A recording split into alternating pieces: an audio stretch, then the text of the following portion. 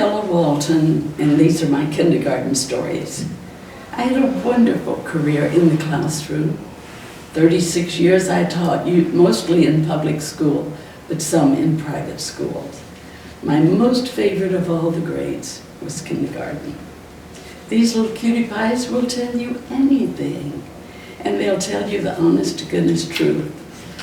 I was an accepting person and a very good listener, and with this around them, they said some unusual, delightful things.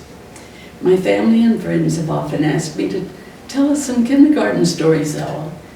And then they began saying, you need to write these kindergarten stories down. Well, writing seemed a formidable task, so here I am recording them in a different way.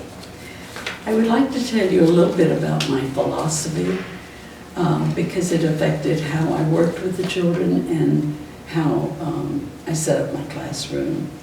My kindergartens were always developmentally appropriate and non-academic. This was a delightful environment for personal growth and social and intellectual growth. The emphasis was on sharing, helping, listening, being fair, all the wonderful things that Robert Fulgren wrote in his book. All I ever needed to know, I learned in kindergarten. And I hope this for my little ones. The classroom setup was conducive to this kind of thing. I had interest centers in the classroom, little pockets of classroom with different things they could do. The children were free to float through the room all of the time they were in school there, choosing their own interest in staying as long as they wanted to. Some of these centers were book center, where I had a rug, a table, 2 chairs, a little bookcase full of little books, and one other thing I'm going to tell you about later. I had a woodworking bench. My husband said that the vise on the woodworking bench was better than the one in his garage. I also always had appropriate tools and real tools. I had a small chop-side drill, a saw, a hammer, a real hammer, not a toy, a box of wood available for them, nails, whatever they seemed to need, I would always have it for them. Other interest centers were an art table which changed daily, an easel with 5 colors, a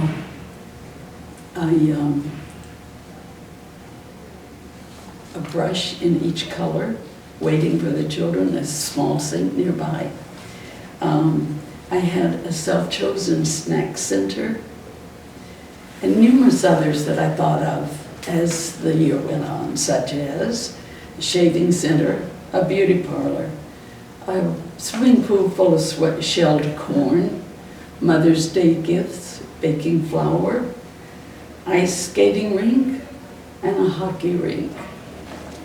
Because of this wonderful environment and the freedom the children had, they were happy and relaxed in learning. They were free to share also their truest thoughts with me, and these truest thoughts are what I call my kindergarten stories, and I'm going to share them with you today. The pictures you'll see are of kindergartners, past kindergartners, future kindergartners, and some present kindergartners, plus a few other pictures that I added just for fun. My first kindergarten story is to tell you that one of the greatest helpers that I had was my husband. My husband was John Walton, and he was the greatest kindergarten grandpa anybody could have, any school could have. And year after year, he did everything that I needed to make my school classroom just what I wanted. One time we were out riding, and I looked in this man's trash. It was a big old pile of junk and trash by his house. And I said, my gosh, there's a footed bathtub. And so A day or two later, my husband went out, talked to the farmer, bought the footed bathtub for $5, loaded it in our station wagon, and brought it home. He cleaned it up, which meant it had about 2 inches of rust on the bottom. He cleaned it up and painted it yellow. And it was so pretty. My mother made a bunch of pillows, and I had this in my library in the classroom. It was delightful. Can't you imagine how much fun it was to lay in a bathtub and read your favorite book of the day? Our school principal at one year, a few years when I was in kindergarten, was Mrs. Hamlin, and I think she must have been an old kindergarten teacher because she loved to come in and see the children and interact with them a little bit. And it was around George Washington's birthday, and I had read to the children and a book about George Washington. And when you read, you show the picture. And then you read another page and show the picture. And so the children look at the pictures and think they can read the book. And so Mrs. Hamlin came in, and I had a cute little chatty Cathy in my classroom named Kelly. And I said, Kelly, take Mrs. Hamlin into the book center and read the story of George Washington to her. And later on in the day, when Mrs. Hamlin was gone, I said, Kelly, what did Mrs. Hamlin think? And she said, she was amazed. Never heard that story before. My son Keith was in high school, and high school was just right down the street, a couple of 3 blocks from my school. And so he would drop in every once in a while, not often, but just often. It probably came after money or the car.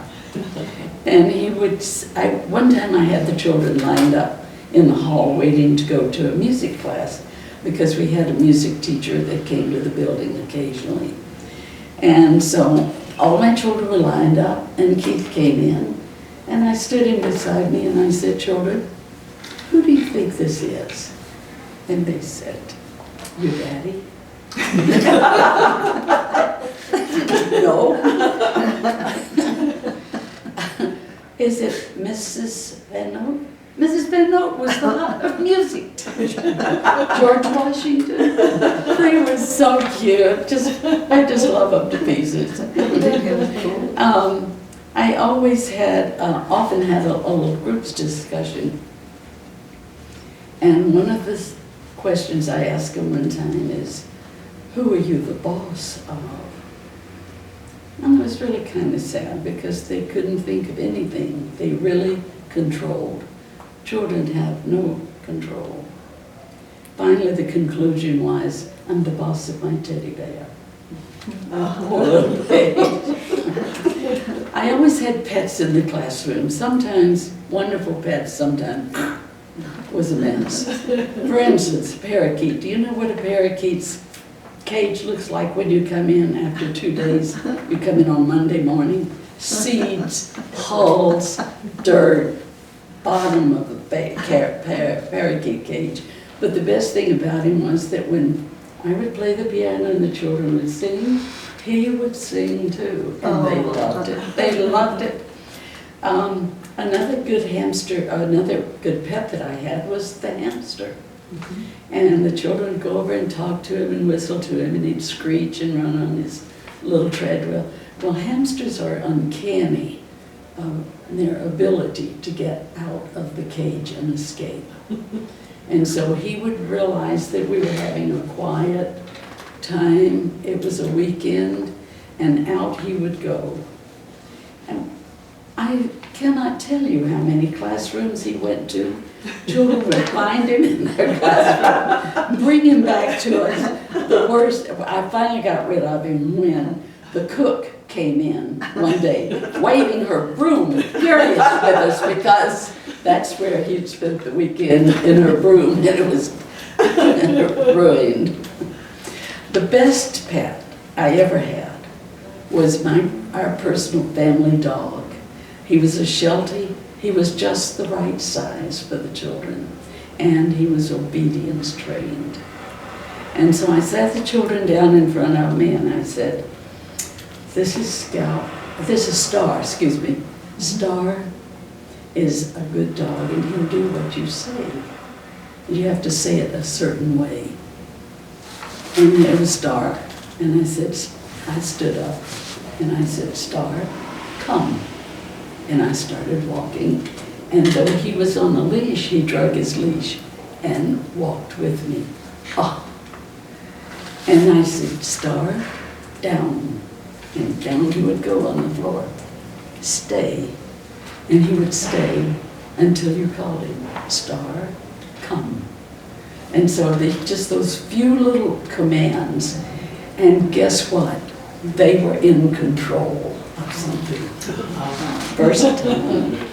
It was wonderful. Then finally one mother told me that her daughter was allergic to the dog, and so that took care of that. But it was a good pet. Good try. Our very best friend in kindergarten was the school custodian. His name was Joe. He was came about up to here on me. He was about 5'5", and he weighed about 360 pounds. But he was so good to kindergartners. He was so good to, because we do make big messes. One time I had an interest center and I set up a table and I put a tray, 3 trays on the table, and in each tray I put 5-pound bag of flour, open 5 pounds of flour, 15 pounds of flour, and I had in the middle of the table all sorts of things like spoons and measuring cups and straight edges and on and on, and cans for pouring, everything I could think of. And they loved it. But I'll tell you, our flour looked like we'd had a volcano eruption. It was a mess, night after night after night, and Joe cleaned it up. He was so good to us. One time, teachers often help children find something to give for Mother's Day. So I decided that we would have a little science class too. And I said, children, bring a jar from home because we're going to make sweet potatoes grow. And I bought sweet potatoes and everybody had 22 jars, 22 water, 22 sweet potatoes up on the shelf. And it was wonderful because sweet potatoes put out this little purple bud at first, and then they put out a little stem, and the stem gets longer, and whoops, there's a leaf, and it just goes on and on and on. Well, after the first weekend, when I came back to school, I could see that things were going crazy with sweet potatoes. And then by Friday, it was a mess, but I had an appointment Friday, so I left school. Came back Monday, those sweet potatoes were intergrown, and I knew I had a horrible mess. So just before I got around to cleaning it up, and I don't know what I was going to do with it, a little boy caught his finger in one of the sweet potatoes. All on the floor came glass jars, broken jars, water, sweet potatoes, all over the place. So I got the children out away from the glass and the water, and I sent for Joe. He was our kindergarten's best friend. So we had a good time. I also, one time when we lived in Iowa, I had the most perfect room because I was down at the end of a unit. There were classes on the other side and I was on this side. And so I had an outside door, and we had, for Christmas vacation, it was terribly cold, and we had sub-zero weather day after day after day. And I said to my husband, Johnny, do you think that you could go out there and flood that place right outside my door and make a skating rink for my children? And so he did. Oh. He spent a lot of time because you don't just flood it and that's done. You flood it and that hardens and you go back and flood it again and that hardens and flood it again. So he really worked at it. And the kids loved it. Oh my gosh. They could go out and they could run and slide. They could walk on it. They could fall without, you know, with knowing they were not going to be hurt because they were watching for the fall. So anyway, when they got back into the classroom, I said, "You really enjoyed that, didn't you?" "Oh yeah, Miss Walton, can we do it again?" "Yes, we'll do it again. But why don't we thank the person who did this? My husband worked hard doing this for you. Let's write him a letter. Would that be good?" "All right, we'll write him a letter." And so I got a big piece of paper out and a felt tip marker, and they said, "Dear Joe." They thought I was married to Joe.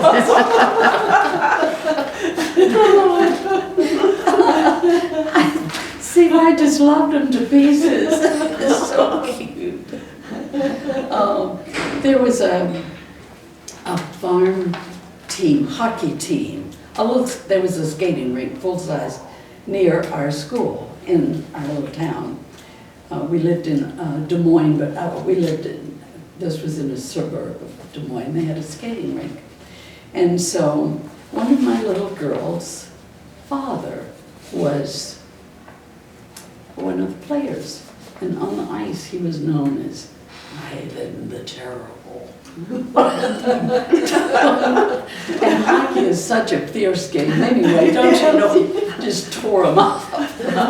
Well, so Ivan came, and when he came, we invited him. When he came to the classroom, honest to goodness, he filled up that door. He was so big, moose size. And I went over to greet him and welcome him, and he said, "I've never been so scared in all my life." That big old thing did tear up the other players on the ice, and he was afraid of my little 32-pound kids. I loved it. Oh. Anyway, Ivan came in to talk to us, and he really did a really good job. He really did. And the children got very enthusiastic about hockey. And he left 2 hockey sticks with us, probably damaged, but I couldn't tell it, and a hockey puck. And since I told her that I was on the end of that hall, and I got permission to set up a hockey rink out in the hall. So all my children were out there, whack, whack, whack. And they would come and say, "We lost the hockey puck again, Miss Walton. Can we go down and look into it?" "Yes, you can go down and look." It was a wonderful, wonderful thing. Let's see. One Christmas, I found a little book about a posada. And I told the children that this is what little Mexican children did every Christmas. And they went all around the village searching for the Christ child. God, it makes me kind of tearful to think how sweet it was. And so I checked with a few people and said, "We're going to be looking for the Christ child, okay, to come to your place." "Sure." So we went to Mrs. Hamlin's room first, and the children all crowded in there and said, "Have you seen the baby Jesus?" "No, I haven't seen him here." So we went down to the cafeteria, to the cooks.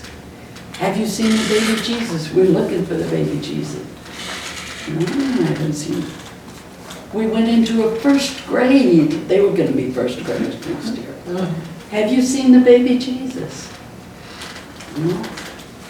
Nobody had seen the baby Jesus. So we went on back to the classroom, and I had arranged for the baby doll out of the dollhouse to be swaddled and put in a cardboard box. And he was in the book center, and one little boy walked in and said, "Miss Walton, I found the baby Jesus." It was so sweet. I just get tearful thinking about it. He found, oh my goodness. So anyway, another big successful place that I had set up in the room, not full-time, but just for a while was a shaving center. And I got a little mirror on a stand. I had a sink in my room and a private restroom too. Wasn't that the perfect place? Yes. So I had a sink. I put the mirror on the counter, had paper towels right there. It was perfect. And I got a safety razor and a can of Barbasol shaving cream. And I had them all sit down in front of me, and I said, children, do you know what this is? Well, I think maybe one or two did know what Daddy used. So I said, here's how you use it. Put your finger in here and spray it. And I filled this hand with shaving cream. And I said, then you do like this.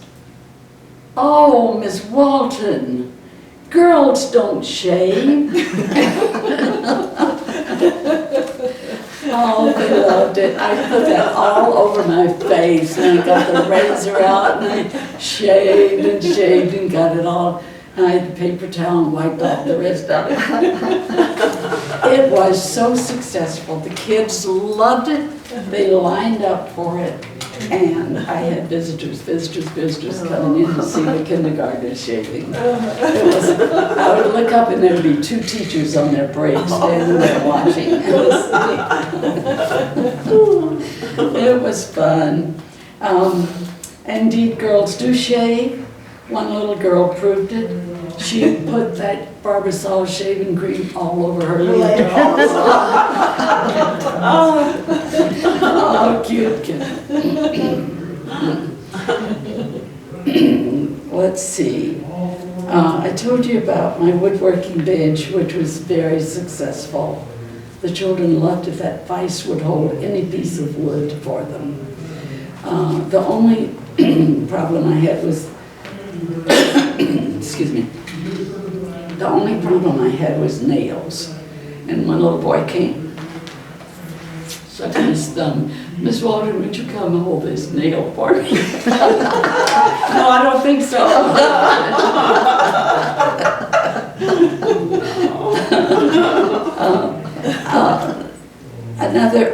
The arts project was changed daily. I had something on the art table for them every day, often related to whatever the story was about, the book was about. The only thing I can really remember right now is for pilgrims. I had read a story one time where pilgrims didn't, when they came, they didn't know how to plant their food to grow in America. They knew how to grow it in England. And so the Indians became helpful to them, showed them how to put a fish, dig a hole, put a fish, and put the grains of corn on top of the fish to grow that corn. So that was one art project I had on the school. I had on the art table, I had a fish and a bunch of corn and let them cut it out. But anyway, they also had that and the easel papers and dried easel paintings and woodworking, which they may or may not have painted but wanted to take home. And so I had, there's always stuff. And on notes I would send home to the parents. There's always stuff for children, so I asked the parents to get a little tote bag for them to take home. And I just suggested those little plastic ones at Kmart, 49 cents.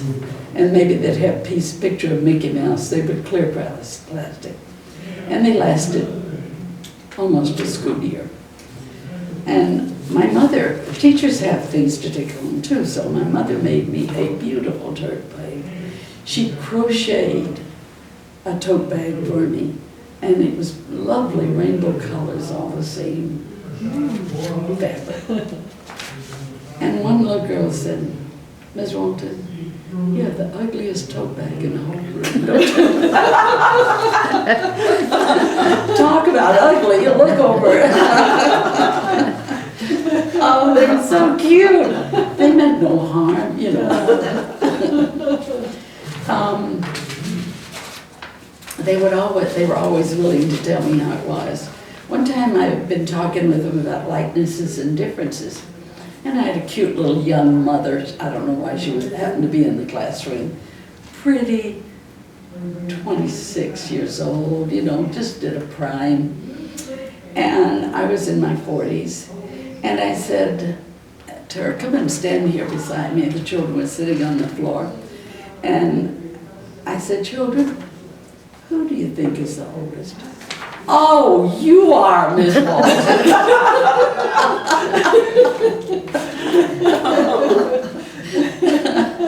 Oh, they were so cute. Another time, one year I had developed rheumatoid arthritis, really sick. And my feet hurt so bad because I was on my feet 3 hours in the morning, 3 hours in the afternoon. And my doctor said, you probably would feel a little bit better, it might help, if you would get orthopedic shoes. Well, back in those days, orthopedic shoes came in black or white. That's all, black or brown. So I chose a pair. They were the worst looking things. They were Oxfords. You know what Oxfords are? It was terrible, and I wore slacks because I felt so bad about it. And one day, one of my little ones said, Miss Walton, are those your daddy's shoes?